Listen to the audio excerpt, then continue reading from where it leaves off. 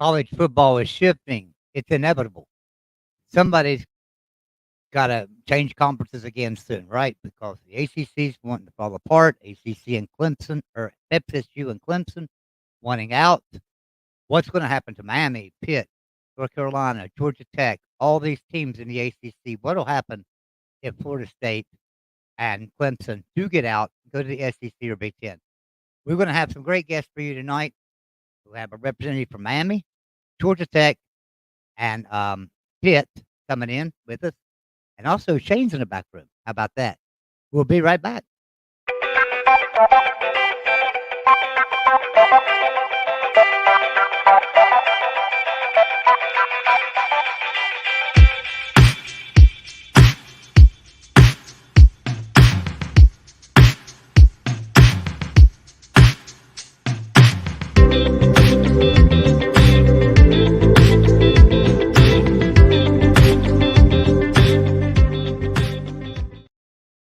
Well, welcome into Big 12 football at the Voice of College Football. We don't normally stream this show anymore on the Big 12 channel, but I'm streaming this show tonight on the Big 12 channel, as well as the West Virginia channel. And so, welcome in, everyone. Shane, what's going on, brother? How's been your day? I missed this channel. This is a good channel. It's been a good day. I think you're right. In today's topic and today's show is right on par with what is tracking and trending as far as podcasters and news folks. I think it's very, very right on target with what I've heard, and I'm very excited to talk to ACC fans to hear what they have to say on the prospect of maybe coming to the Big 12, or if they think their school is going to jump into the Big 10 or the SEC. So we've all seen it. I mean, it's all over the place. And you know me, I don't like to speculate. I don't like to go into speculation on these conference realignments and teams moving conferences because it's not likely that anybody's going to know before it even happens, right? They're just going to come out of the blue and boom, this has happened. And generally not anything that any of us are reporting on what happened, right? That's kind of how it's been. I mean, but one thing about it is we're pretty sure that Clemson and Florida State are eventually going to get out of the ACC.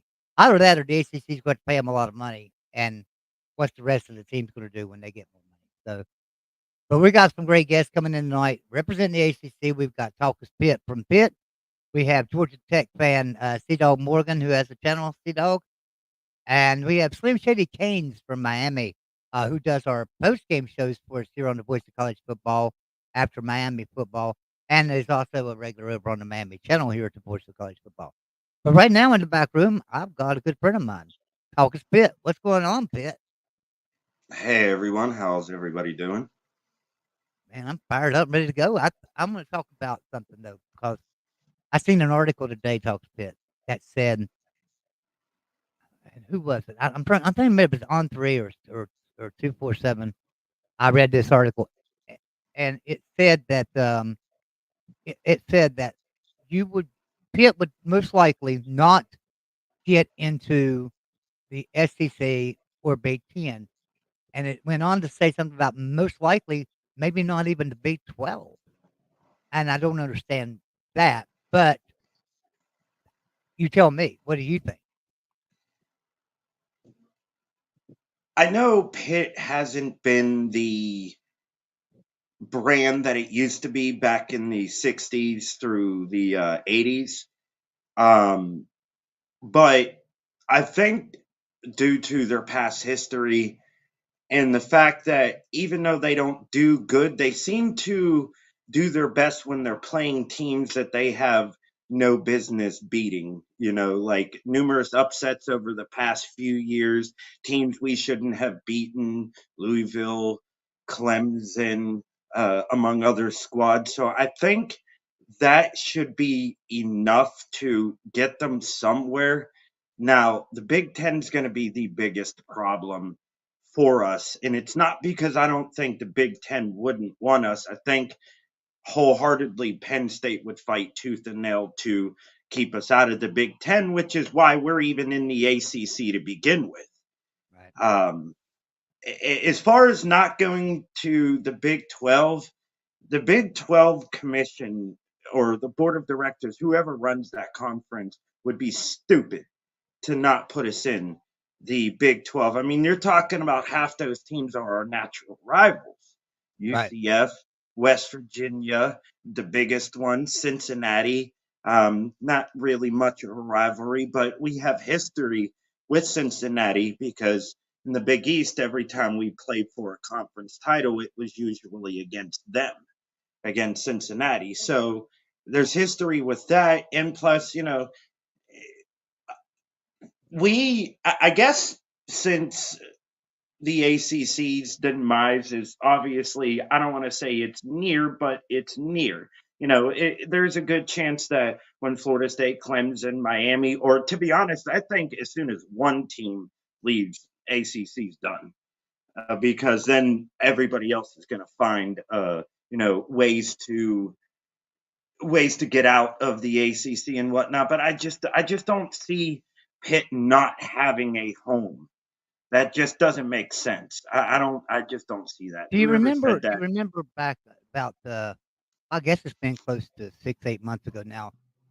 7 teams out of the big ACC. 7 teams got together and met up and stuff. And everybody felt like, ooh, one more and this conference would dissolve. If one more got on board with that, because it only takes 8, right, to dissolve the ACC. I think it takes But 7. but Pitt wasn't one of Pitt wasn't one of those teams in there. And I was like, if I was Pitt, that would be a meeting I would want to be in. I'd want to talk about this because, hey, Yeah. Pitt don't have a lot of options here. If No. Miami, Florida State, Clemson leave, Pitt don't have. They need to be on the ball right now, and maybe that's why they didn't go to the meeting. Maybe they don't want the AC to dissolve because maybe they see the writing on the wall. I mean, I think the Big 12 would take them. Don't get me wrong, but it ain't where Pitt wants yeah, to be. yeah, Pitt wants to be in the yeah. Big 10 or SEC just like everybody else, right? So, but I think the Yeah. Big 12 would take them. But I'm looking at schools and going, okay, there's a lot of schools in the ACC, and if you take out Yeah. Florida State, Clemson, let's say they go to SEC or Big 10, and then maybe they take North Carolina and I don't know some other team out to make it even. But then that leaves teams like Virginia Tech, Pitt, Miami, all these teams, Boston College, Georgia Tech. Where do they go? Well, the Big 12 is not going to take them all, obviously. So they're going to take No. right. They're going to take Miami to start with, probably. That would be the biggest. Louisville. Yeah, Louisville. that's the biggest money maker right there for any conference to take. What if they only take 2? But if they take 3, which one would they take? Virginia Tech or Pitt? Or if they take 4, would Pitt still even get in over NC State? So I worry, and even Georgia Tech. The Georgia Tech's a problem great Pitt program. has is the problem Pitt has that it's a private school. Not that that's bad. It's just that's not. I don't think they fit in the SEC puzzle. If the Big Ten, I could see them fitting absolutely into the Big Ten. Agreed. Agreed. Now Big Ten is I mean, it just makes sense. I mean, if Maryland can transition in there, why the hell can't Pitt? The problem is, and we're learning this with Clemson. Clemson was not making any money 10, 15 years ago. Like when West Virginia blew them out and there was the roadside 70 to whatever, Yeah. they were just an afterthought. They were a bump there, and it's a bump in the road school on a highway on the way to, in South Cadillac on the way to Atlanta. And if you stop there, it's a beautiful area. That lake there, it's just beautiful, but it's just a small little town. I don't see it being any different than, say, like a Oregon State Corvallis. At least Oregon State is a public school, but Pitt is a research juggernaut. They have lots of funding for research. They have the academics are just, the medical school, all that. But when push comes to shove, that mattered more 10, 15 years ago. The past 5 years, it's what have you done lately? What's your attendance? What's your revenue? The fact that Pitt's getting a practice facility is big time. That helps them out a lot, I think. You might think it's not a big deal, but it makes them appear more like a college program. Yeah, I remember the old Pitt Stadium. The fact that they're playing at Actor Shore Stadium does not help them at all. You look at the Big No. 12 teams. Baylor built I don't know, was it $2 billion stadium a few years ago? That puts Pitt, okay, at the 4, 5, 6 spot, depending on who's looking at it. And it's terrible. I want Pitt on there. I want Pitt in the Big 12. I want to play Pitt every year. I want to be able to drive to Pittsburgh, drive to Morgantown, see that game year in and year out. And it's a shame that that's not happening. We got one more. We got one more. I'm gonna bring it in the back room right now. Okay. And this is another robbery of West Virginia and stuff. I mean, we've had our fierce battles with these guys. Slim Shady Canes representing Miami. What's going on, Slim Shady? How you doing, brother? I'm good. Sorry, I got hung up a little bit trying to get the kids fed real quick. Oh, no, perfect timing. We were just sitting here talking. We was talking about Pitt, and what they would do if Florida State and Clemson left, because Pitt might be one of those teams that could be left out. I think Miami's safe though. What are you hearing, Slim Shady, about Miami and the Big 12? Because we see it everywhere. But you know probably more than anybody. What's going on? I mean, I'm hearing and seeing a lot of the same things y'all are. Now, publicly, Miami's saying what they, should be saying. They support the ACC, yada, yada, yada. But that doesn't mean that they're not looking behind the scenes. And I actually think they probably wouldn't be doing their jobs if they weren't. Now, that being said, there's pros and cons to whatever decision you make. And me personally, I think there's a whole lot more pros to being the big fish in a small pond. Right. And not moving anywhere.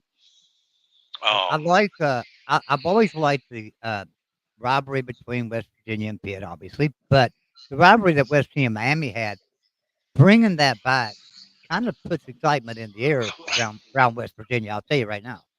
But in the same sense, I look at Miami and I think everybody's talking about FSU going to the Big Ten, but FSU is not AAU.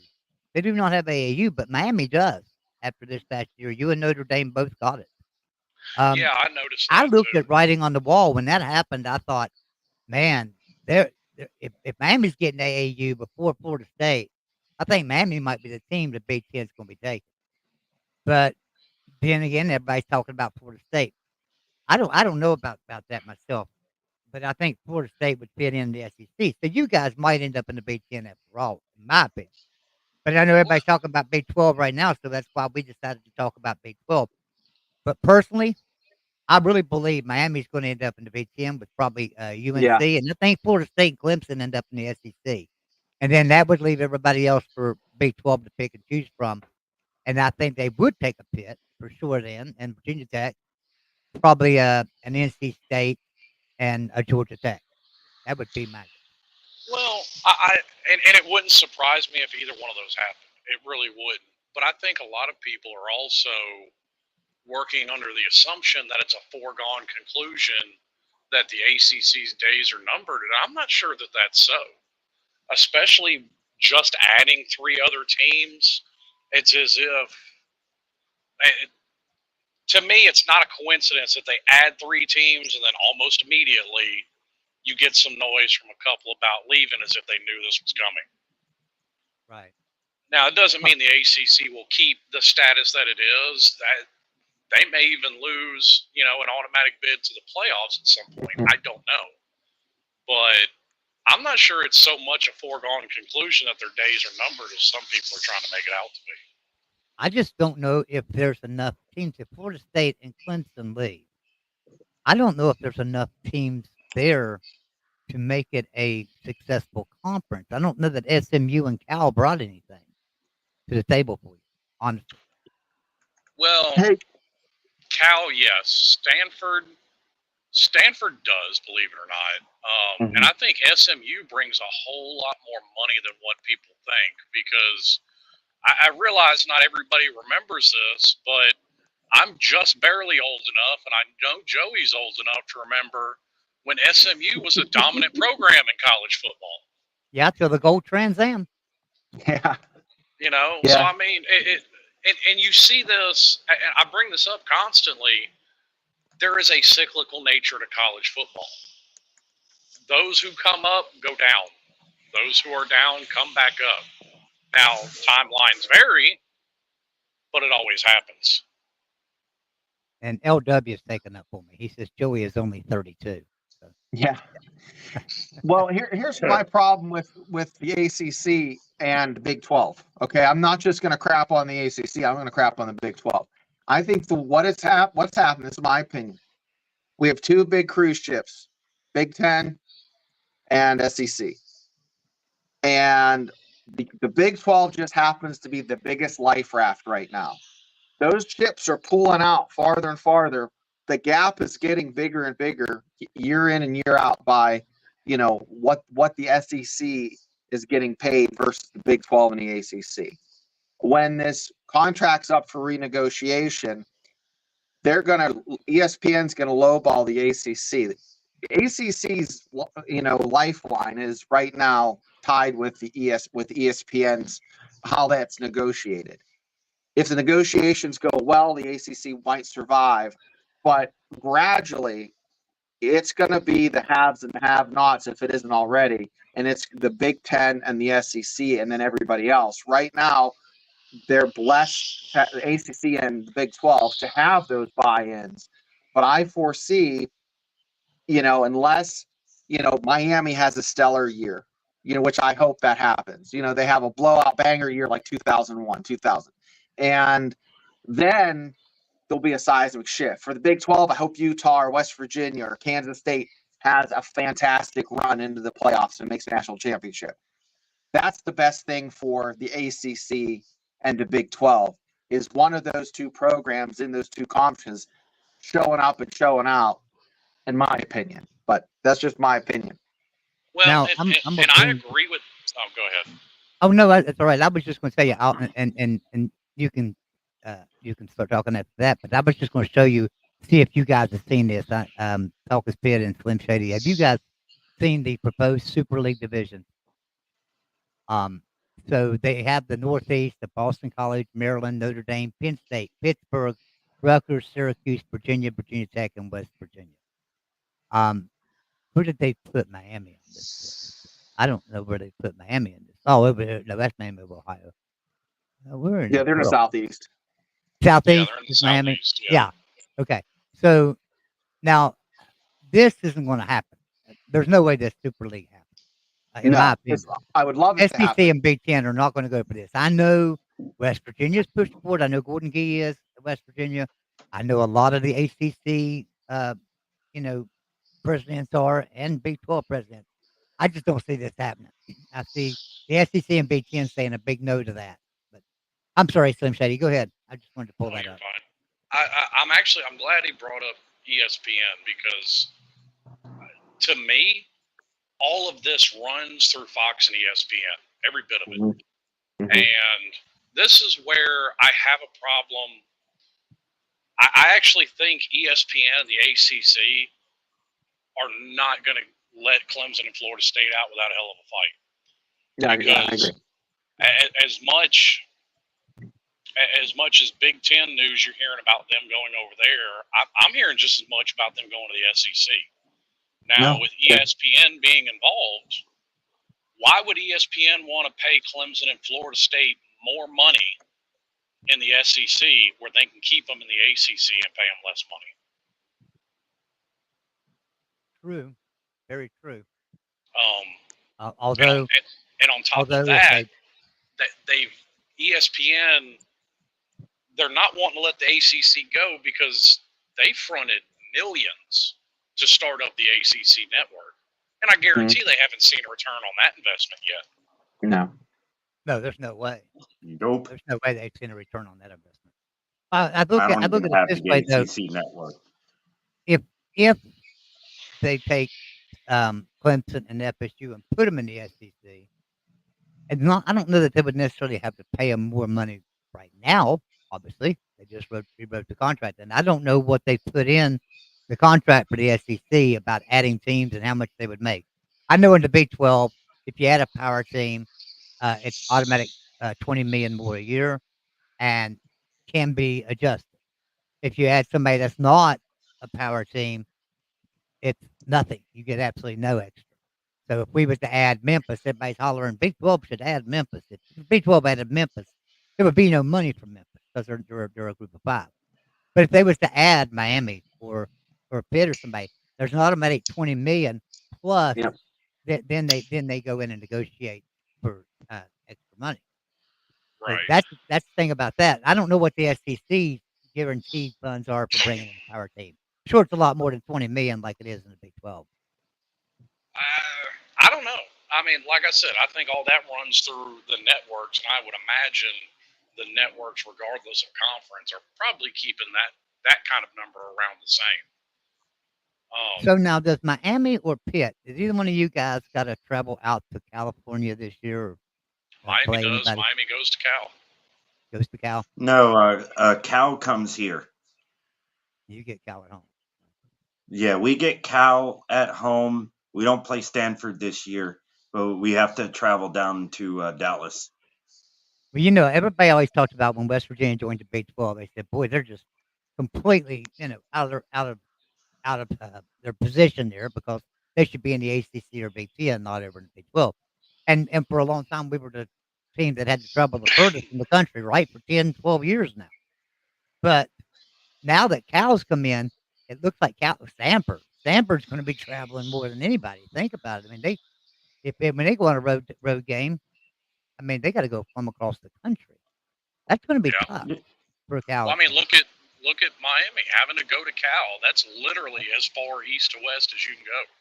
Yeah, it really is. I don't. So you're talking about these conferences being out of position, and I know they say, well, a plane ride's a plane ride.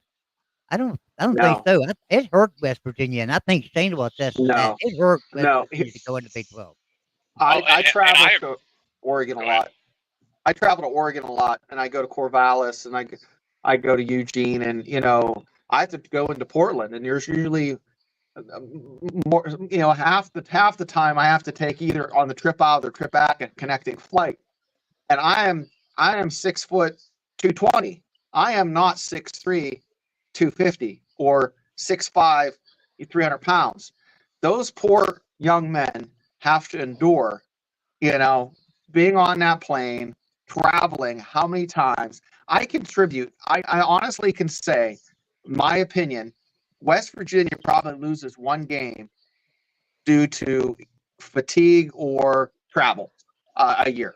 I think it's just not fair. I would rather see what we saw on the sheet with the regional play. That's what the old hats like me and Joey and probably you guys would like to see. But the young folks want to see. They want to see California play, NC State. They want to see Miami play, Oregon. They want to see like these regional teams play each other on like a Thursday night, and it just blows my mind that that's what the direction we're going. But I digress. I apologize, but no, I think the travel is we're failing the student athletes, and it's not a benefit. I don't want to stay up until 12 o'clock and watch college football when I have to work the next day. But I agree. Quick shout out to the chat. I see all you guys typing out there and stuff. We appreciate all of you being here.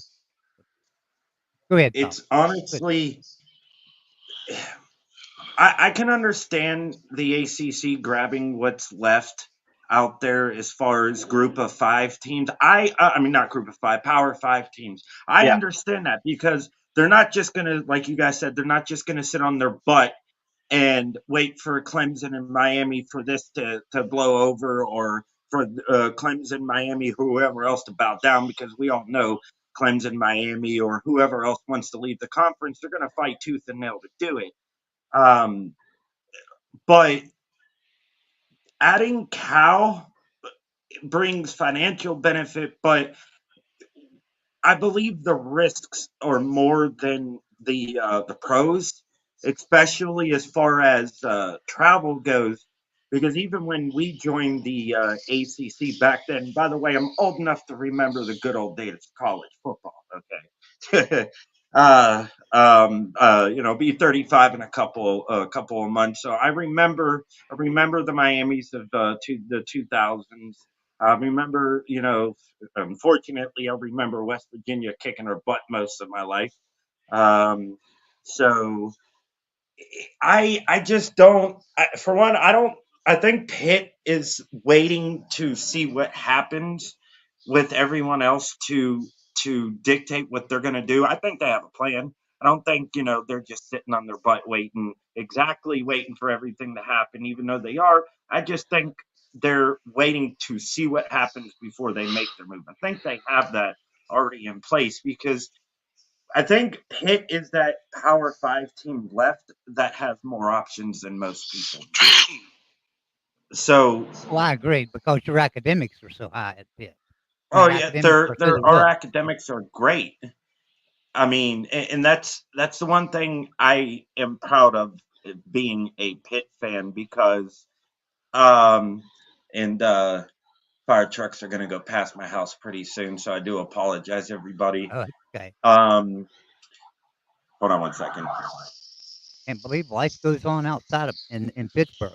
I can't believe I hear a siren in Pittsburgh. What's going on with sirens in Pittsburgh? I actually do not live in Pittsburgh. I actually live 45 minutes outside of the city. It would take me almost the same time to get to the city as it would to get to Morgantown. That's how far east I am. Yeah. So I border 3 different counties here. So I'm that far. But back to the subject at hand. What I don't understand is even if Florida State and Clemson leave, don't they still have to pay the ACC a part of their TV rights deal? Even if they come to a conclusion? As it sits right now, yes. So that's what doesn't make sense to me. And like you said earlier, Slim Shady Canes, that's what I also think Pitt's doing. I think they're trying to be that big fish in a little pond because, I mean, we've already done, and don't take this the wrong way, Slim Shady Canes, we've already won the ACC. We've already been to the ACC championship twice. So I think that's what they're using as momentum to be that big fish in a small pond. However, I do think if the ACC does fall, they'll have somewhere to go. I don't think they're in trouble as much as a lot of people just want to put it out there to be. I think that's an over exaggeration as far as Pitt's situation. I think they've done enough to find a home. So Slim and Talk, I have a question. Who are, I'm going to go through the teams I think in the ACC are just not going to cut the mustard, and they're going to be looking for a chair to sit on when the musical chair stops, okay? I'll go through my list. Syracuse, not going to have a home. Yay or nay? Slim? No. I mean, that can depend. If Syracuse can build up their stock over the next few years, it depends on the timeline of things happening. Yeah, that's a good answer. But let's just go by if the shit hits the fan in June. We'll just use that as a timeline. I'd say no as of right now. Yeah, as of no right now. Boston College. No. Let's talk about let's go to Wake Forest. I think they'll have a home in the Big 12 just mainly because of basketball. Yeah, that's a possibility. Wake Forest is. It's a possibility. I'm leaning. We'll call it 60-40 no. The reason I say no, and I don't mean to cut in Talk as Pitt, but they're such a small. They're such a small school, small alumni base, and just by the criteria that I had seen in the past that they're using to select Big 12 schools, UCF was selected because of their huge enrollment.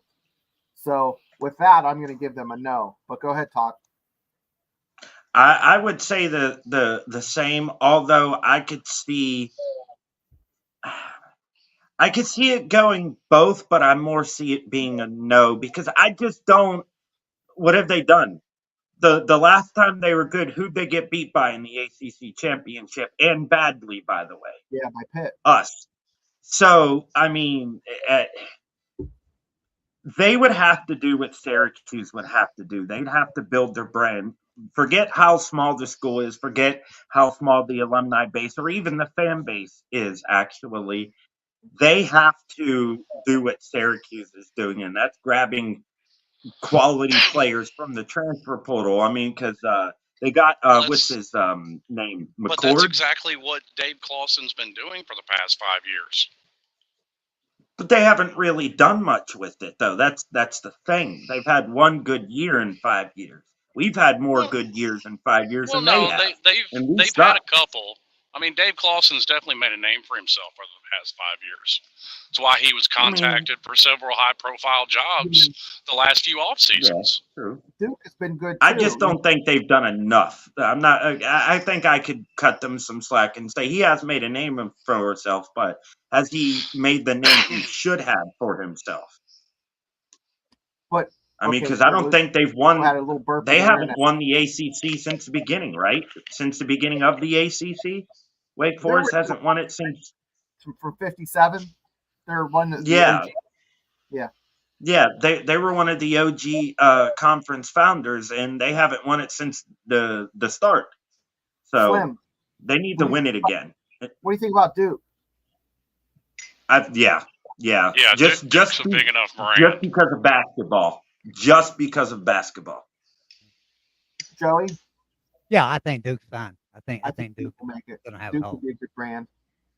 But I think Duke has a good chance even to get in the Big Ten with their basketball program. they're not an SEC school; they're a Big Ten school. They're a Big Ten school, right? I think they'd have a better chance in Big Ten. But I can see them in the Big 12 too. So, Yeah. I think they have both Big 10 and 12 I tell you one thing that I worry about, and this is me because I'm a traditionalist. I love the Miami of old, right? I loved when they were winning and stuff, and we were playing them and things. But the problem is, and I'm sure Slim Shady will agree with me, Miami's not done anything for a very long time. And the new people my age understand Miami's a powerful program and a very, stout program. And all of us understand that. But the kids that are growing up today that are 16, 17 years old, they haven't seen that Miami. They don't know that. They don't know that Miami. And that worries me about Miami staying in that power. You guys need a really good year this year. Now, I think you've got the team for it. But I don't know. If I had to predict your record right now, it'd probably be like 7-5 or 8-4. Out of all the teams in the ACC, I think Miami, if they hit that switch and they get hot, they have a rabid fan base. Just like when the Heat is when the NBA when the Heat's playing well, that those tickets are hot and they're expensive. So guys, that is the brand that if it catches fire, it doesn't just catch fire, it explodes. So it does. And the whole Miami's been as a whole, they've dug themselves. But that being said, they're what's the right way to put this? This may be a hot take to some. That's a national brand, regardless of their record. No, it is. It is. There's no. Here's the way I look at national brand. Have you been to national championships? Have you? And they've won. They have arguably one of the top teams of all time. I think is that team from 23 years ago. So in all seriousness, The Rock is an alum. Warren Sapp. I mean, you have, it has a fan base that is there. The brand is there. It's just a matter of the consistency the past few years. I think it's partially the ACC's fault. That they're in the situation they're in because they negotiated a crap deal. There was an opening there last year. They could have probably renegotiated like the Big 12 did. And it's unfortunate, So the Pac-12 also is another one of those. They're even more guilty. And see what happened. There's only 2 teams in that conference now. But I I don't think the ACC's deal is as crap as a lot of people make it out to be. Like, a lot of people focus on that $30 million a year number. I think the thing that a lot of people miss is that's a minimum. Like, that's not what every ACT team got paid out last year. Like, I think the SEC was around 50, 55 million last year per team, if I'm not mistaken. The ACC was at almost 43. So that gap there is not as big as people try and make it out to be. I don't think I've ever seen Pitt make less than 35 a year million. I don't think I've ever seen it. I don't know what the payout was in Big 12 in 2023. I don't know that it's been announced yet, but 2022 was 51 million, wasn't it? Yeah, but in three years you're going to have Vanderbilt making 90 million. Right. You know. Well, that's the estimate. Now, that being said, it was estimated too that Notre Dame would get somewhere around $45 million a year or more, and they didn't get anywhere near that. So we can take these estimates with a grain of salt. Well, they were still a top 5. Notre Dame was still like top 5 in money last year. That even though they don't get a lot, like from television rights, so to speak, but they get a lot of money other way. And so they were one of the top earning programs last year. Now here's a hot take for you, and this is going to ruffle a few feathers. I think this whole conversation around money is being entirely overblown. Because if money is what dictated a great college football program, well, Texas and Texas A&M would win every national championship forevermore, and nobody should bother trying. True, very true. But agreed. I guess, so they do, but you have to agree that the rich get richer, right? So Texas and Texas A&M, they keep getting richer. So does Georgia, Alabama, Ohio State, Michigan, right? They all keep getting richer and richer and richer, while teams like West Virginia and Pitt and even Miami are starting to fall behind those teams so much that their facilities are going to be phenomenal. If they keep making $90 million a year, Slim Shady, they're going to be able to do upgrades. And then on top of that, if they do start tying these students in and paying them out of the university funds, well, how's Miami going to keep up with that with ACC money compared to what they're getting in the SEC and Big Ten? There's no way. Number one, I don't think that's ever going to happen. Because there's when these conversations happen, people like to skate over federal law that's kind of in the way of that. Well, there's our states that are passing laws to do that now. But the problem is even if you do it, the NCAA's got to pay for play rules. Well, not even that. If these universities start paying football players, well, then they have to start paying the girls' softball team and the bass fishing team and the golf team, and then the baseball team. And that's why I said there's federal laws in the way of this that people tend to overlook because it shoots a lot of holes in their theory. And the universities have absolutely zero incentive to go along with this. And you talk about somebody that's going to fight tooth and nail against it. Yeah, and you have the NCAA now, literally in January of 2025. If it goes to trial, they might have to pay. If they lose the case, they could owe the athletes for NIL $4 billion in damages. So an article dropped, 15 minutes before we went on the air, and it said that they might reach a settlement of $2.7 billion. How in the hell is the NCAA going to come up with that kind of money? I don't know. The NCAA has that money. Yeah, but I mean, what's it going to do to? I mean, I think it just seems like the NCAA. It seems like the Big Ten and the SEC would love to see them kind of like fold. Well, yeah, and I've heard that a lot. And here's my problem with that whole theory: is in the context of football, yes, they want to see it, and you might even see it. But here's the problem: the NCAA still runs March Madness and every other sport.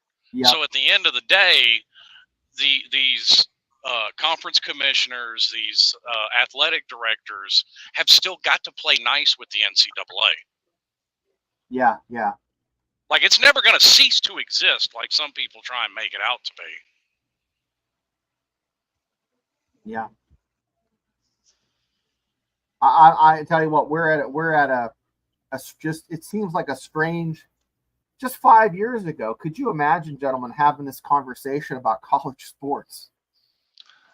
Yeah, I find it troubling, and here's why. Most of us that are big time college football fans are college football fans for a reason, because it's not the NFL. There's parity. And I don't know why the people in charge seem to have this push to an NFL style college football. Right. And I don't want to see, I mean, people find it hard to believe, but to your point of how much it's changed, it can change going the opposite direction very quickly too. Just ask NASCAR. Yeah. So I know we have a lot of Mountaineer fans in here, and we have Shane in here as well. I want to share a screen with everybody and show something real quick. Let me pull this up. Give me just a second. I'm going to share this, and let me go over here and close that. That. Whoop. Oh, Coal Rush uniform. The black uniforms, yes. We Fine. what? There we go. There is the black uniform. I heard about those. I told you. So Yeah. here's the video. Here's the video on it. Like I said. We'll turn the volume off so that we don't get copyright on it. But this is the reveal. They just revealed the black uniforms. That's the color I told you. Navy blue with the gold around it. Yeah. I'm going to see these. So this is for I guess the Penn State game. Yeah. Penn State, their little whiteout trick to us last year, so we're doing the black. The Coal Rush. And this was actually just an idea that somebody tweeted about one day, just a fan. And it kind of picked up steam and headway, and everybody started pushing for it. And it looks like OVU has answered everybody. And there it is. Well, I'll say this: it does kind of wear thin quick. Miami's done now 3 different blackout uniforms, and I wish they would stop. Yeah. I like the originals. If you had kept those around for a game every year, okay. But this thing I'm not trying to catch up to Oregon. Like, okay, your first 3 dozen was okay. It's kind of cool. It's kind of quirky, and now that you're up to 376,000 different uniforms, yeah, it's worth in. I agree. This is the first time West Virginia's ever had a black uniform. We had a gray one, and I didn't like it. But I think the black is fitting because it's the coal industry. The other one said country road that had I-79. That's not a country road, Slim. I-79 goes through Pennsylvania, through West Virginia. It just doesn't make any damn sense. So I'm familiar with it. I'm a truck driver. Yeah, so 79. I live off of 79 in the middle of Pennsylvania. So why is I-79 a country road? It's not. It's a nightmare. So the coal thing hits home for me. I'm from Western Pennsylvania. It's coal country. And you know what? I love the fact that they tied that in. And Monday, I said, hey, the gold uniform and the navy blue uniform say Mountaineers. The white uniform says West Virginia. I think a black one's going to say West Virginia. And sure enough, this is what happened. I said coal. I said they should tie it to coal. And God bless them for listening to, the sun shines on a dog's ass once in a while. Yeah. D-Rock Irish says Texas Tech administration indicating without potential NIL lawsuit agreement, it will have to increase their athletic budget $15 million a year. Yeah, and see, that's part of the reason where I think Miami's going to be fine, because some people know this, some people don't. For the first time, literally ever in the history of the University of Miami, they're actually putting money into the football program. That's great. Like that's kind of been their one of their under the radar things is the football program, despite the success it had, was kind of the redheaded stepchild at Miami. And like part of the reason you said the ACC was part of the reason for Miami's downfall. No, that squarely rests on the shoulders of one Donna Shalala, who, thank God, is no longer there and is now in Congress, I think. Now, Slim, let me ask you a question real quick. They, I know that the biggest hot seat this year is Dave Aranda, without a doubt, at Baylor. But how about Mario Cristobal? How hot is his seat right now? Not even warm. Okay. At least as far as the school goes. I know he's getting a lot of talent, but it's not showing on the field right now. Do you think this year could be the year? Because last year, I think a lot of people were saying Miami's going to do well, and you said Miami's not going to do good at all, and you were right. So how about this year? Well, I've made a prediction I have never made before. Miami's winning the conference this year. Oh, wow. That's what college football needs, Slim. With the addition of Cam Ward, Damian Martinez, Sam Brown, as well as Jacoby George and Xavier Restrepo coming back, that may be the best offense in the conference. Yeah, I think the ACC and Big 12 are both really strong this year. You know, I think there's 5 or 6 teams in the ACC that could win the ACC, and I think there's probably 6 or 7 teams in the Big 12 that could win the Big 12. So I think they might be 2 conferences to watch this year, really, without a doubt. I don't disagree with that. I really don't. I mean, because I've been, to your point, I've been right on Miami the last 2 years. Yeah, just kind of the way it goes, and because I'm more critical on my own team than probably anybody. If old Cade Clubfoot can get his act together and act like he's played quarterback before, that's about the only thing holding Clemson back. If Virginia Tech can keep their momentum going from last season, they're returning 92% of their starters from last year. Mm-hmm. And that's a team that won, 7 of their last 9 or something like that? Well, Simply, you say that you're critical. That's why I bring you in and talk with Pitt in. You two are logical fans, right? You're not smoking. Right. Yeah. Now we're going to have a Georgia Tech guy join us in a minute, and you have a really hard time finding a non-delusional Georgia Tech fan. But that's kind of like finding a unicorn. Yeah, but you can find a Miami and Pitt fan that is not delusional. But I know you, Slim Shady Kings. If you say Miami going to win the conference this year, I trust you.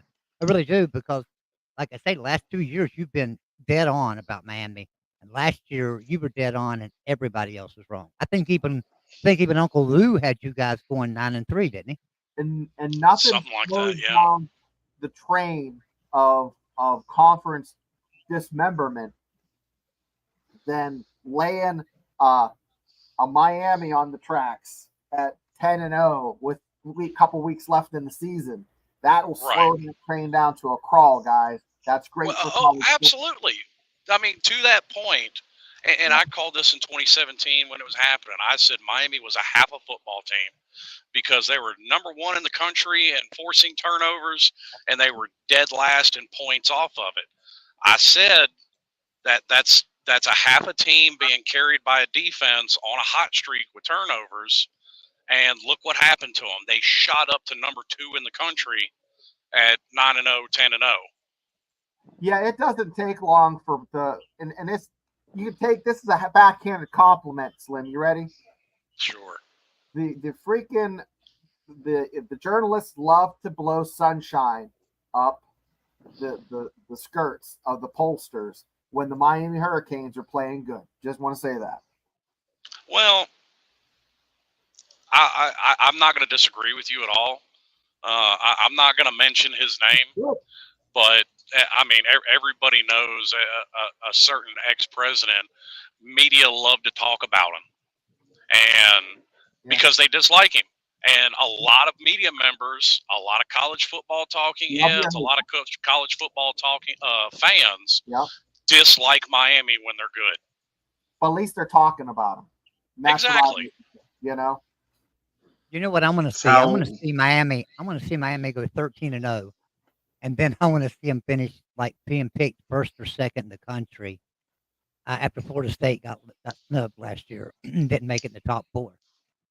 I want to see Miami get first or second because that will improve your stock, and that'll improve the ACC stock, and it might save the ACC if Miami can win the conference and then go into the playoffs. ACC or Big 12 go into the playoffs and roll a couple power conferences. You know, like I don't know about anybody else. I don't want to see the ACC fail. I don't want to see it fall apart. As much as I want to play Pitt every year and play Miami, I don't want to see that. No, I don't want to see that. What? No, I don't. I'm with y'all. I don't want to see 2 conferences in football like the NFL. But you know, probably something that could have saved all this if they would have, for lack of a better term, manned up and played tougher non-con schedules. I've been saying it for the better part of 20 years. If I had my way, there wouldn't be an FCS team on Miami's schedule ever. See, that's how it is. I said the same thing a couple years ago. Yeah, go ahead. I said the same thing about Pitt because every time we play an FCS team, at least once every 10 years, we blow it. 2010, Youngstown State. 2021, Western Michigan. So, you know, it's not something I like. Whenever we schedule Power 5 teams non-conference, more Power 5 teams than FCS schools, we tend to have a good year. Like 2021, even though we lost to Western Michigan, we had a great year that year. You know, did something we haven't done since before I was born. So it seems like when Pitt schedules teams that they have no business playing, you better expect that they're going to do a lot better than what people think they are. And that's exactly how I think going in this year. Pat Narduzzi finally came to his senses, you know, got his head out of his ass, stopped hiring dinosaurs, fired all the dinosaurs, every single one of them, and hired Cade Bell from, yes, this is an FCS school, but Western Carolina. The 4 years he was at Western Carolina, he ran the number 1 offense in the entire FCS. Now, I get it. That's the FCS. You know, competition's not even – you can't compare the competition between FCS and, you know, the football that we all are used to seeing. But it's not even about that. It's about that we finally have a quarterback. We finally have an OC who's competent in calling plays. And then the amount of defensive transfers we got, we have 4 4-star defensive tackles coming in from the freshman class. And then the amount of defensive transfers we got out of the portal, it's just, if Pitt's going to win the conference again, I honestly believe this year, neither Florida State or Clemson are playing in the ACC title game. I do believe it will come down to Pitt and Miami. I do. Because even you, Joey, have told me before multiple times, look at Pitt's schedule. If they don't go 10-2, it's a failure. Oh, yeah. It's easy. Easy. And I mean, I don't think I've ever seen an easier schedule for Pitt since I've been a college football fan, which hasn't been long. It's only been 11 years since I've actually been a true college football fan because I've always been an NFL guy. Never paid attention to college football. Too much. Too much BS. Even your tough out of conference game is West Virginia, and you get them at home. So, you know. Yeah, exactly. So, not likely. I don't think that you guys will beat West Virginia this year, but still. Well, we're in the same boat you guys are. Yeah, we return the same amount of starters you guys do, literally on offense and defense. Even with what we lost in the portal, defensively, we still return the same amount of starters. Here's what I'll say, Joey. There's a lot of starting a lot of starters returning to a lot of teams this year. West Virginia returning 91% of their production from last year, right? Miami returning a lot. Pitt returning a lot. But you look over in Yeah. the Big 12, well, Oklahoma State didn't lose anybody. Kansas State didn't lose anybody. Kansas didn't lose anybody. I mean, and these are all teams that won 8, 9, 10 games last year. Oh, So, exactly. and West Virginia, won 9 games last year, and now here we are returning everybody. This ought to be a really good season to watch football in the ACC and Big It's going to 12. be a That's all I fight. got to say. Backyard brawl is going to be a fight. It's not. I'll give you guys the credit for winning last year because I have to. You guys won the game fair and square. It wasn't dirty, or anything like that. There wasn't any fights. Everybody just played football. That's how I wanted it. But that was the most boring backyard brawl I ever watched in my life. Well, That see, was I boring. completely disagree with that. I'm an old school football fan, and as well as Miami, I'm a Tampa Bay fan, and both of those teams cut their teeth on defense. I love a good defensive slugfest. Oh, that's what I'm saying. It's going to be a dogfight defensively. I mean, we've already. I'm not saying we've already announced all our starters, but all the defensive transfers that we got are pretty much solidified as starters. Nate Matlack from Kansas State, he will be our starting defensive end. And let's see, Nick James, defensive tackle from Indiana, he's secured that starting spot. So, and then Eli Holstein, I'm pretty sure will probably end up taking Nate Darnell's starting quarterback spot. He is just that good. I mean, he was practically a 5-star before when he went to Alabama. Wow. I know He's that just that there's a lot good. of I know a lot of West Virginia fans and a lot of just fans around college football right now are saying, "Boy, West Virginia's losing a lot of people right now." We're supposed to. We were Everybody over. is. Who isn't? We were over on scholarships. I mean, we had 88 But scholarships. who We only allowed isn't losing 85. people, So, Joey? right. Who Yeah, isn't I losing? heard I mean, I heard a lot of that on Twitter too, from Florida fans especially. But we were in a very similar boat before the spring portal window. We were at 92 scholarship players, so we had a minimum of 7 that had to go, Right. plus any upgrades that you're trying to make. Right. Exactly. yeah. And that's the good thing about West Virginia is if you look at the grade level of the departing players we lost on defense, I think the grade level was 6.5. But the grade level that we brought in of the transfer portal to replace those is like 8.7. Yeah. So The same here with Pitt. we improved. Yeah, same Yeah, here and with the Pitt. thing I looked at especially was all the guys we had leave. Only 2 of them are guys Mario's recruited since he's been there, with the exception of the very first class that he salvages when he comes in. But I tend to not really Yeah. count that for anybody. Yeah. It is. It's hard to Let me do predict your something real team. quick, guys. Let me do something real quick because I always do this, and I haven't done this show. I'm going to give a big shout out to everybody in the chat. Thank you guys for coming in. We got Timothy Green. Appreciate you being here, Timothy, as always. John Dry. John, I haven't seen John Dry in a long time, but appreciate you being here. Jackson Johnson's always with us. First off, Pitt is here. Kelly McCord is with us. Appreciate you. UC Fez, haven't seen you in a long time either. He says, salutations. Been a long time, Joey. It has been a long time. Nice to see you in here. So down through here, UCF. find somebody else here. LW, appreciate LW dropping in. Of course, Yvette dropped in with us for a little bit. Mountaineer Lara with Kenny. Kenny's a good friend of the show. Appreciate Kenny being in here as always. Oilers A lot fan of my comes same in. subscribers. So Oilers fan, he's an Edmonton Oilers fan. He's a hockey guy. So Edmonton Oilers fan. He's a good guy. I like him. And then Outback Windows come in. Her name is Wendy. She's a good friend of mine. Appreciate her coming in. Frank Taco, he says Oilers raid. Ty Sport coming in. They did a little Oilers raid on us. Appreciate all of them coming in though, giving us a thumbs up and a like.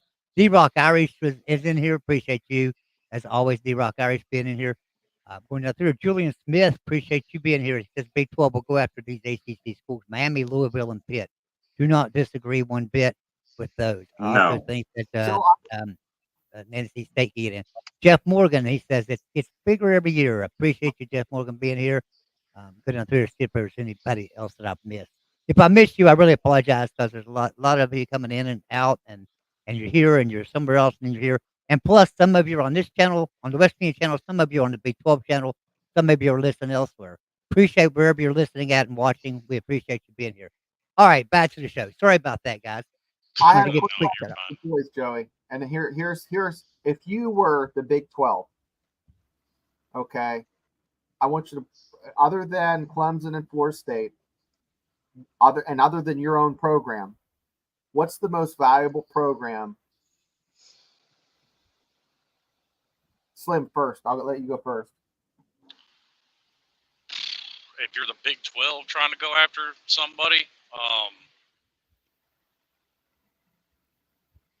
I mean, just starting with brand recognition, Miami and North Carolina have got to be the two biggest brands sitting in the ACC if Clemson and Florida State are gone. There's Yeah, I mean, not that you see marquee brand in the Big 12. We don't have a marquee brand, and I think that's something that Miami could bring that Oklahoma or Texas swag back, right? A team that's won a lot of national championships that is close to being. I mean, they're not a blue blood, but they're close to being a really, blue blood. In my book, they're real close to being a blue blood. But in my book, so is Pitt Yeah. because Pitt I won a think lot of national it's championships. more of a blue blood than Michigan because it's had more national championships in the past 40 years than Michigan. Well, yeah, Michigan's I only mean, won what, come 2? on now. I You mean, know, all time, I would still put us probably in that tier just below. Because honestly, until the mid-late 70s, I mean, it is what it is. Miami was a punching bag. so is Florida I mean, State. Yeah, Yeah. I mean, until Bobby Bowden got there and got things rolling. Now, I think this is why I have a lot of respect for Florida State because I think they were essential in making each other, in my opinion. Yeah, that you guys propped each other up. The hype. I remember sitting in my room and in the 80s and 90s and watching Wide Right and watching those games and being a Florida State fan as a kid and being a Miami Hurricane fan because that year before that they got beat and I'm like, wow, these guys are looking good. That was what college football was to me. I'm going to give you my answer, then I'm going to ask Talkus Pitt. I think North Carolina, I think Louisville is a very, very attainable brand that the Big 12 should jump on because they're a great basketball school. They make money in basketball and they make money in football. But go ahead, Talkus Pitt. In order for me to even put Pitt in the conversation of being a blue blood again, and I only say again because whether people like it or not, in the 60s, 70s, and 80s, and even before that time frame, they were a blue blood. Matter of fact, ever since their inception, their football team was a blue blood. If you're just going off of the times then, in the middle up to now, Pitt was a blue blood. However, for the past 40 years, they haven't lived up to that hype.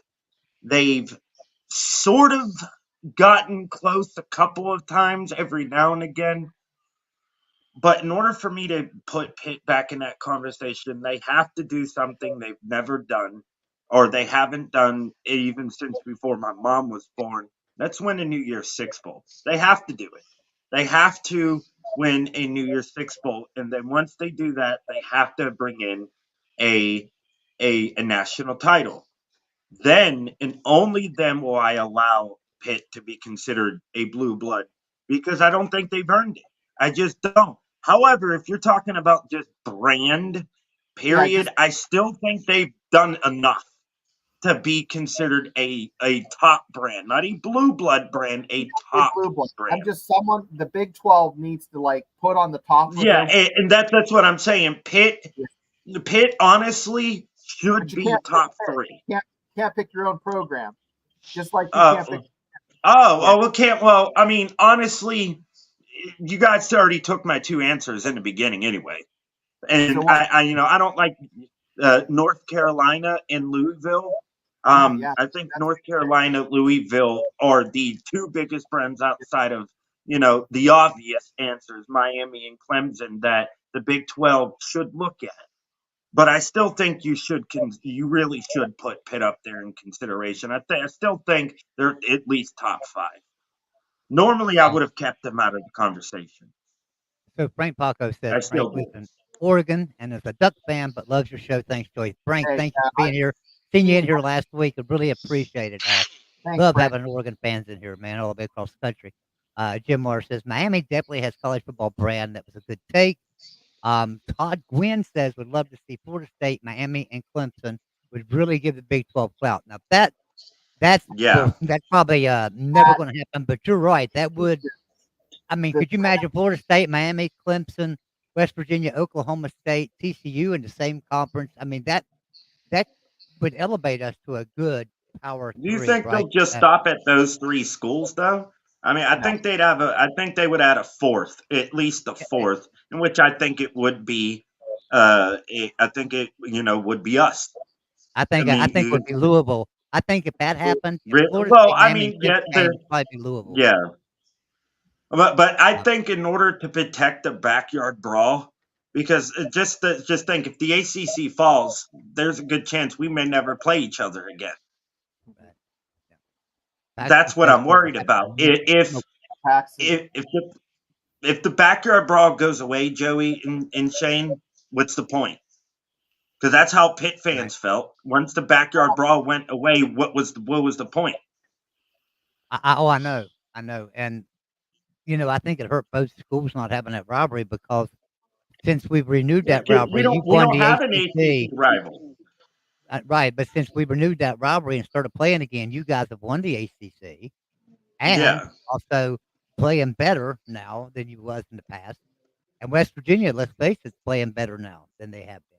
yeah. So, We've I love this rivalry. I love it being back on. yeah. Now, this I year is the think last year for a couple of years, but it'll I be back think around. Pitt. If I'm not, I could be wrong. I think Pitt has won 8 games or more in the ACC 6 out of the 10 years they've actually been there, Yeah, including bowl wins. And I know we focus on football for obvious reasons, but part of the thing when I say brand name, like I throw Miami up there, and this is why I agree with his take that they could be on the verge of blue blood status, is because Miami's got multiple national titles in football. Miami has multiple national titles in baseball, and just before this last season, they were in the Final Four in basketball. Yeah. So, Right. I mean, that's really No question. There's no question in my mind that it's not. I mean, I would take a Miami before I take a Wisconsin. If I were like making a super conference and I had 12 teams to pick. You know what I mean? I'm just telling you. Now this brings up a good question that I don't hear a lot of people talk about. If it keeps trending in the direction that it is, some teams are going to end up, for conferences, for lack of a better way of putting it, are going to trim the fat.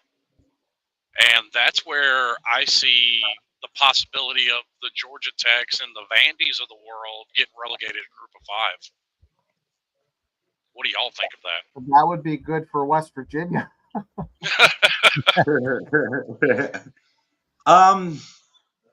Georgia Tech, honestly, I don't know. I just don't. I mean, Georgia Tech's Georgia Tech. We're just going to say that. I don't see them going to a group of 5 team. Although, if you want to talk about as far as becoming or having better records or better results, that would be better for them. But I don't know. I don't know if that's possible for Georgia Tech anymore, because let's be honest about this. We saw what just happened with Mike Elko and Duke. If Brent Key wins 7 or 8 games at Georgia Tech this year, somebody is snatching him up in the offseason when somebody gets fired. You see, that's what we're worried. In a city like Vanderbilt or Pitt or Georgia Tech, it's just a different flavor. I mean, it's just when you have a town that surrounds a college like Morgantown or Blacksburg or Corvallis or even a Happy Valley, like that the town surrounds that campus, and that campus is literally the only reason that town is there is because of the campus. It's just strange. Exactly. Yeah. Well, and I mean, That's I've got not how it is friends. for us. I've got friends that have, that are Georgia Tech fans that have attended Georgia Tech, and I mean the support. I mean, as bad as the support, I thought the support was from Miami for football. I mean, you listen to them talking, it's even worse in a place like Georgia Tech. They just, the administration does not care about athletics. Nope. No. Then I mean, one Pitt more upgrades thing I facility want to every 5 years. one more thing I want to talk about here, and this is because I want to get Shane and Talk with Pitt going. Hey, listen, Mark Rogers and I are going to be going to the Slob Olympics in 2025, and it's the Slob Cruise. And now Mark and I are going to be there. Slim Shady, you're probably going, am I right? My room is already paid for, sir. Yeah, that's how I am. Mark and I got in there the other day and got us a balcony and a balcony suite. So I was real happy about that.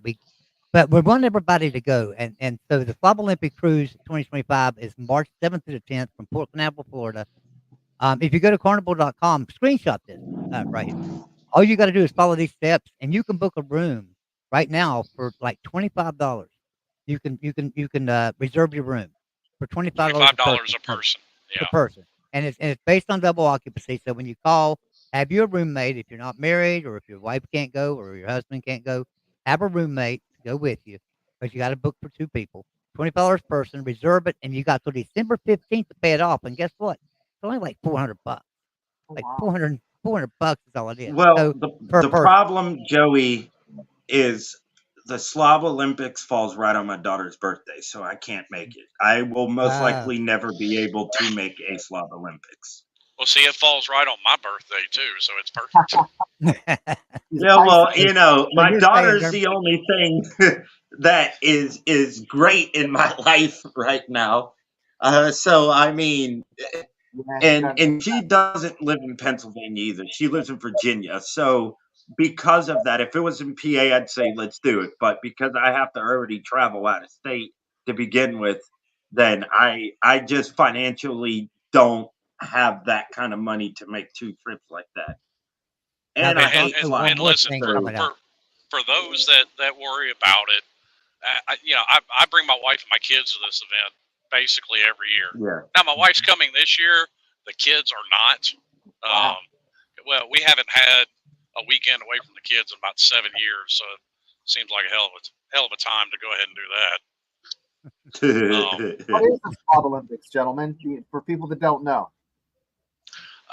Basically, it's an excuse for a whole bunch of YouTubers and fans on YouTube to get together and act a goat. Yeah, man, we have a good time because everybody dresses up and just has fun. Just dress up. Yeah, I literally dressed up as Miami's mascot year before last. If I can get over my fear of flying, then maybe, and only maybe, will I come down, because then I could take a flight from Florida to Newport News, Virginia, and I'll be okay. Oh yeah.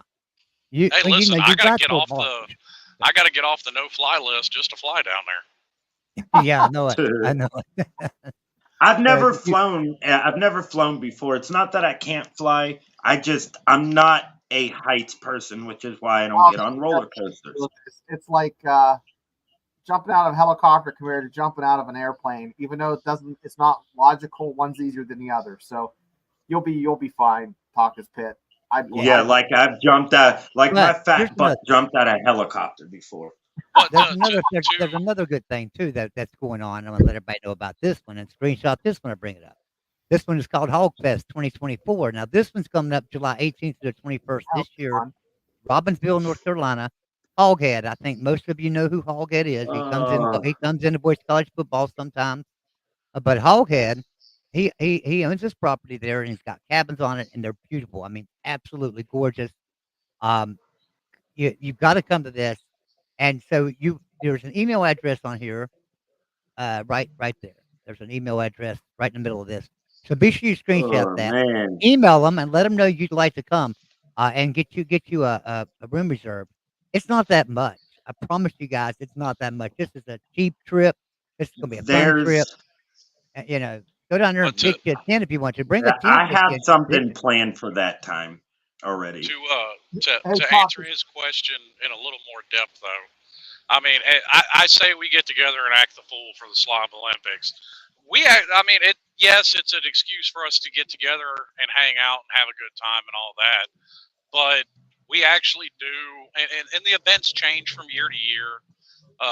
But we do somewhere between 5 and 10 events. We've done 40-yard dash. We've done, how many push-ups can you do in 60 seconds? One year we did an IQ test. 5. Trivia. Um,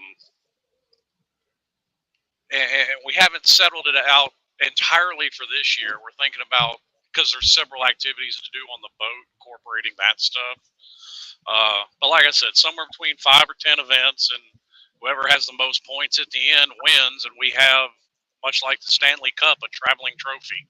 And you get to carry that trophy around for a year, get your name engraved on it, and go down in infamy. And That's a actually, lot of we fun. just That would be. I'm sure Joey knows Yeah. this, but just this past year, we actually renamed the trophy to the Golden Blue Dude Memorial Trophy. Oh, that's fantastic. So, Yeah, Joey's I was gonna about to come bring the- that up too. Right, so Joey's coming to Slob Olympics, and Big Dog Brett has the trophy right now. But Joey's going to come down and win this year at the Slob Olympics, and Joey's going to He's get a that Georgia trophy fan, in isn't honor he? of Golden Blue Dude.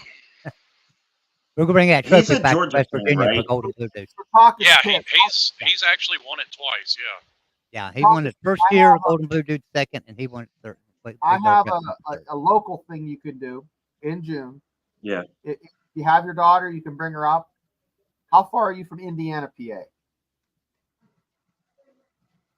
Know where it is, been there multiple times. I would say about an hour and a half, An hour and a half. 45 minutes. I'd say Yeah, 40 hour and a half, 45 minutes. I don't think people realize how far east I am. I'm literally 15 minutes from Washington County.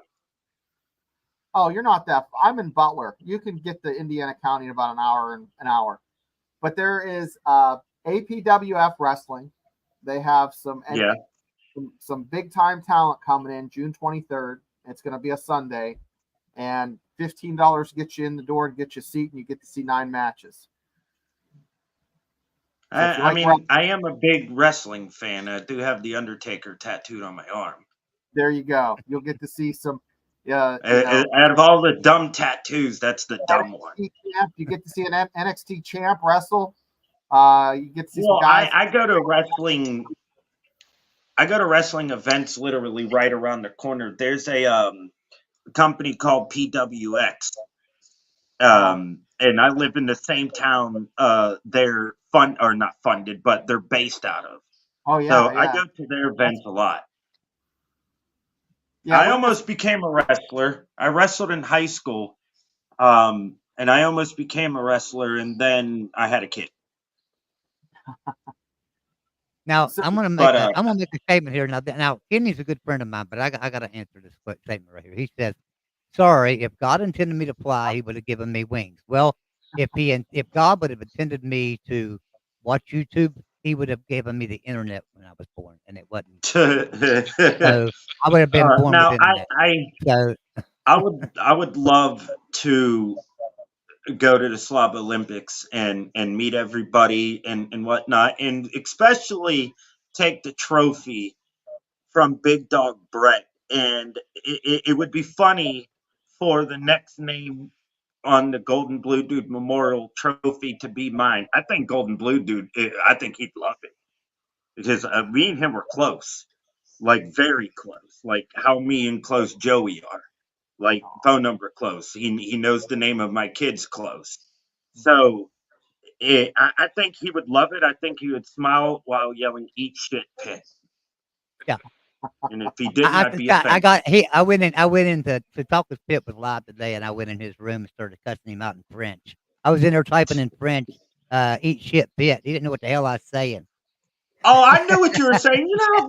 First of all, I know how to speak a little bit of French, and of course, every word I know is bad. So, I knew what you were saying. I knew you were saying shit, and that was just. I mean, come on, I'm not dumb. I knew what you were saying once I read the word shit in there. Uh, so I mean, and that's what I love. That's what I love about a lot of West Virginia fans is. I mean, I get along more with them than I do with my own fan base because my own fan base is stupid. Well, No guys, we've had a disrespect great towards. show. It doesn't look like Sea Dog's gonna make it in. He might be stuck at work. He had to work late. He told me, and he would try to get in here with us, Oh, but it was doesn't Sea look like he'll Dog. I make it was in tonight. hoping it was. We'll have him back. We'll have all of you back again, because I'm sure this isn't over. I mean, there's No. going to be some breaking news come No. out in the next couple of weeks about something. Right. We'll all come back here and meet again and see what's going on. But Slim Shady, tell everybody where to find you at, and uh, tell us what's going on with in your end of the world there. Not a whole lot going on. Same old, same old. I occasionally pop out a pointless rambling video, but you can find me in a lot of these comment sections and a lot of videos like this, just giving my 2 cents all over YouTube, all over Twitter. Same name on Twitter, easy to find me anywhere. Sure is. Slim Shady's a good guy. You guys, if you get to come to Slob Olympics, you'll enjoy meeting Slim Shady. He'll probably have a cape on. Falcus I Pitt, play- man. Tell everybody where to find you. So you guys can find me on Twitter and YouTube and Instagram on the same by the same name. However, if you find me on Instagram, be lucky. It might take 9 months for me to respond to you because I'm not on Instagram. But you can find me on YouTube and Twitter mostly. I'm just now starting to get my YouTube channel back up and going after the passing of GBD and the Wolfman.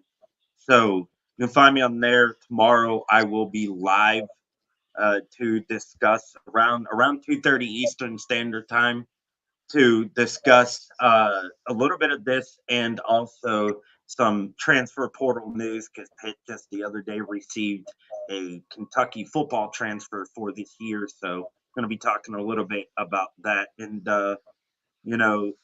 being the legacy of Kentucky players who have transferred to Pitt and done well, MJ Devonshire, I'm excited for this year. So, yeah, that's where you'll find me tomorrow, 2:30 p.m. Well, appreciate you guys being here with us tonight. And Shane, do you have anything going on your Pittsburgh channel over there with Buddy? Yeah, Wednesdays. The Steelers Dynasty Plot podcast at 9:00 with Big Bubba Brewer. He's the one who owns APWF Wrestling.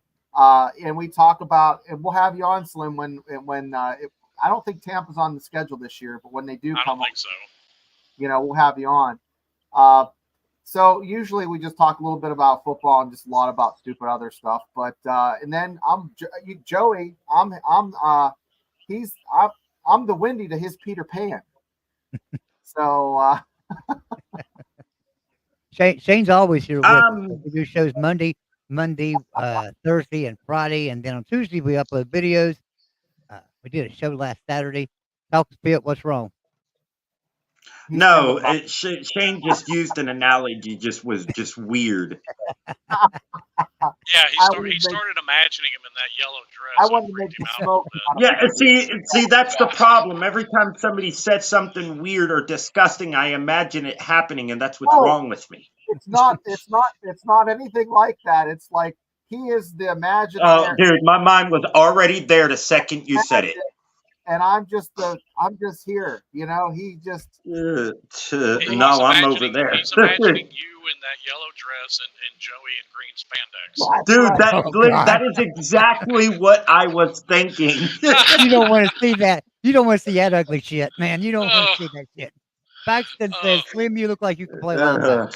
Hey, with all the woke stuff going on, it's the opposite. They're casting us in that role. Okay, yeah. I'm gonna go have a beer now. So Jackson to Paxton's point, I played outside linebacker in high school. Jackson says I was thinking more like Rick and Morty. Joey is Rick and Shane is Morty. There you go. believe it or guys, not, I'm gonna play a little outro right here. before you go, Joey. Okay, go ahead. I want to thank you, Joey, for reaching out to me after my mom had her stroke.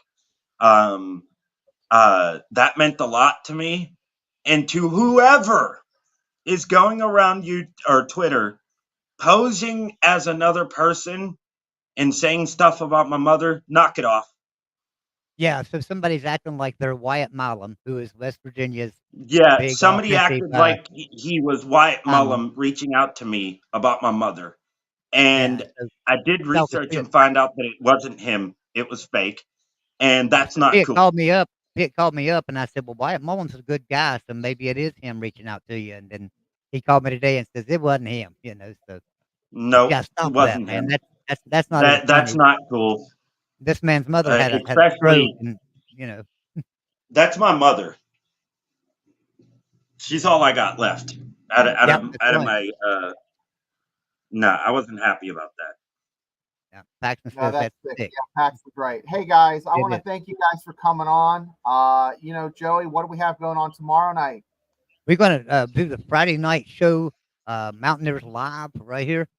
Just gonna be me and Shane tomorrow night. I might reach out to Eugene Napoleon, see if he'd like to come back on with us. He was on with us last night, as you know. Yep. But Eugene's usually busy on Friday nights. But I'll reach out to him. Okay. Just hadn't planned on doing a big show tomorrow night, but Shane and I always have a big show. We have a good time. So we'll talk some Mountaineer football, straight Mountaineers tomorrow night. We'll Yeah, talk about the transfer portal and everything else. All right, guys. Appreciate y'all being here, and I'll play a little outro here. And everyone have a great night. Appreciate you very much.